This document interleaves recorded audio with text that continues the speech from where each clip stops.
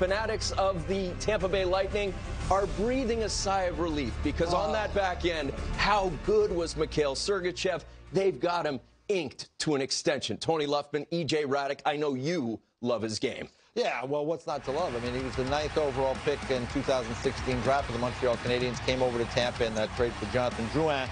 And he's just been a terrific fit for them. And, you know, the Tampa Bay Lightning, it's been well documented. They have got some cap challenges moving forward.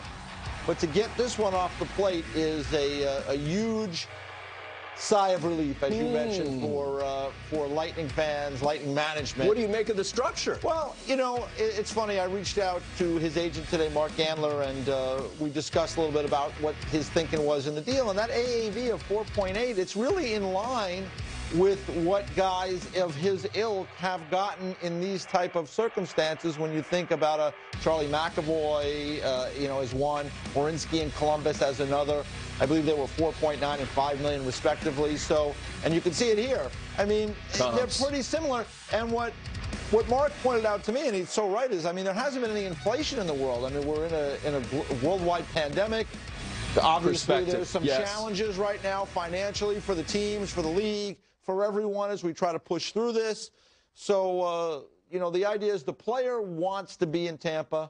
Let's them make this happen. And you saw the structure is such that there's a lot of money at the back end. And I think the concern there, and you see this with a lot of contracts now, is they're hoping that there will be less of an escrow bite at the end of a couple of years, 3 years in this particular case. So that's why it's done that way. But great news for the Tampa Bay Lightning and great news for Sergachev, who really wanted to be staying right there with the Stanley Cup champion. He's 22 years old. That's He's correct. so good, and he is so impressive, and yet just 22. I want to bring up a point that was brought up to me by somebody I respect a lot in the game of hockey. Never forget that Florida doesn't have state tax. So you look at the numbers, and then you consider that that's an additional benefit. Yeah, it's a little extra money that you get to keep there as a player. It happens in certain states, in Texas and in Nevada as well with Las Vegas. So we've seen this before.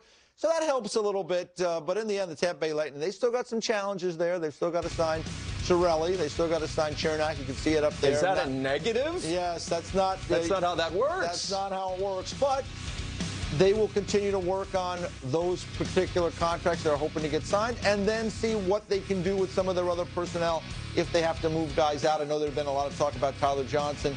In fact, if you go back, they put him on waivers, cleared waivers. So, you know, maybe there's something that can be worked out there. They might be in a situation down the road where to trade an asset, they have to give something back. And we've seen that in the salary cap world. Now, we've seen it for a while where sometimes you have to give the player and then an additional prospect or high draft pick to make it work for the other team. So we'll see how it plays out.